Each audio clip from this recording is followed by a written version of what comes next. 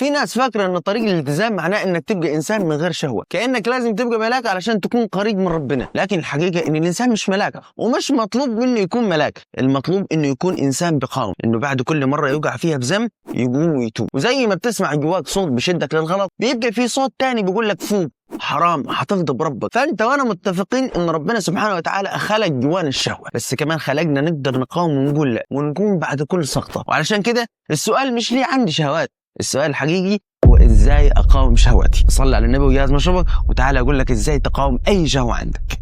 يلا بينا.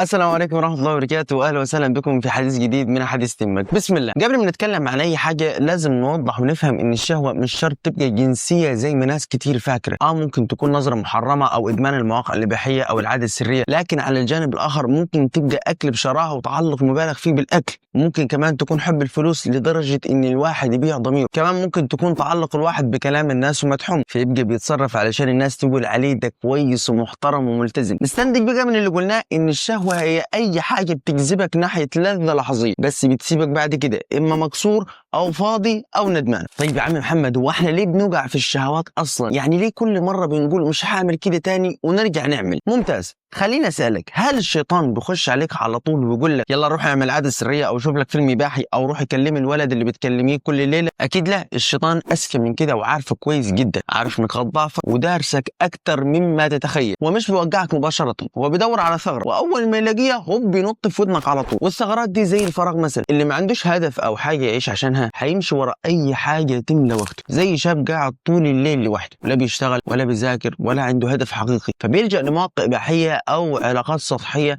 مش حبا فيها لكن هروبا من الفراغ. وللاسف يتحول الهروب من الفراغ لفضول، والفضول يجر الادمان. وبرضه الوحده، الانسان لما يحس انه لوحده بيشتاق لاي نوع من القرب، حتى لو كان القرب ده غلط وحرام. بنت فقدت الدعم في البيت او مش لاقي حد يسمع، فتتعلق بحد على السوشيال ميديا او بولد زميلها، فطبعا البي يبين الاهتمام وانه بيحبها، فتقع في كلام لطيف ورسائل حلوه، وللأسف الباقي معروف. كمان الصحبة، لو حواليك ناس دايما بتبرر غلط هتتعود تشوفه زيهم مهما كنت انت مين. صاحبك بيبعت لك صور او فيديوهات غلط فتبص مرة ورا مرة، النظرة بقت عادة والعادة بقت ادمان من غير ما تحس. وما نقدرش طبعا ننسى المقارنة والسوشيال ميديا اللي خلتنا نشوف ناس عايشة في لذة شكلها مغري، فتبدأ تحس انك محروم، فتدور على لذتك بأي طريقة. بتشوف ولد او بنت بيعرضوا حياتهم ولحظاتهم الجميلة اللي ممكن بنسبة كبيرة مش حقيقية، فتبدأ تفكر هو انا ليه مش كده؟ والفكرة الشيطانية دي ممكن تفتح عليك باب لشهوة انت ما كنتش ناوي تدخله. واخيرا ضعف الجانب الديني، لما علاقتك بربنا تضعف قلبك بيبقى مكشوف لاي حاجة تدخل، مفيش حاجة تصد،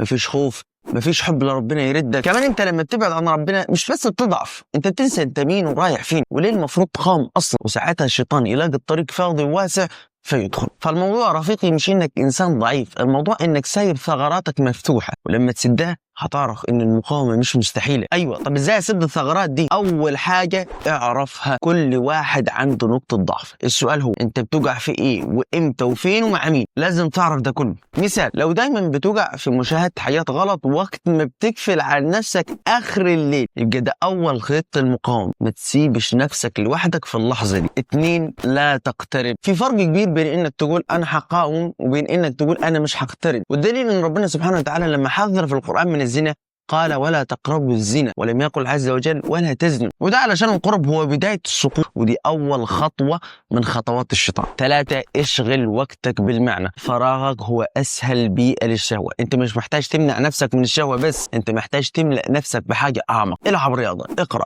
ساعد حد، اشتغل على هدفك وحلمك، ابدأ مشروع صغير أو أي حاجة حتى لو كانت بسيطة، لكن ما تسيبش نفسك للفراغ. 4، الصحبة. انت مش قوي لوحدك، بس ما حد بيشجعك بتبقى أقوى، فاختار صحبة صالحة، ولو ما لقيتش افضل دور لحد ما تلاقي صحبة صالحة تعينك على نفسك. 5 وآخر حاجة، الدعاء والاستغفار حتى قبل ما توقع. خلي الدعاء والاستغفار رفقاء ليك حتى قبل ما تغلط، وكل مرة توقع ارجع لربنا واوعى تيأس من رحمته. خليك صادق وادعي، يا رب أنا ضعيف ثبتني، يا رب مش عارف اقاوم ومش عايز اغلط فساعدني وقويني. طب انا عملت كل ده ووقعت تاني، اعمل ايه؟ ولا حاجه، توب تاني، انت بني ادم والمعركة دي طويلة وهتفضل تجاهد فيها لحد ما تموت، واوعى تبطل تجاهد. وفي النهاية مفيش حد بيمشي الطريق ده من غير ما يوجع، بس الفرق الحقيقي هو ان في ناس بتوجع وبتقوم وناس بتوجع وتستسلم. فما تتكسفش من رجوعك، اتكسف من انك تبطل تقوم وتتوب وتحاول. واوعى تصدق انك ضعيف او تفتكر ان ربنا سبحانه وتعالى مش شايف مجاهدتك،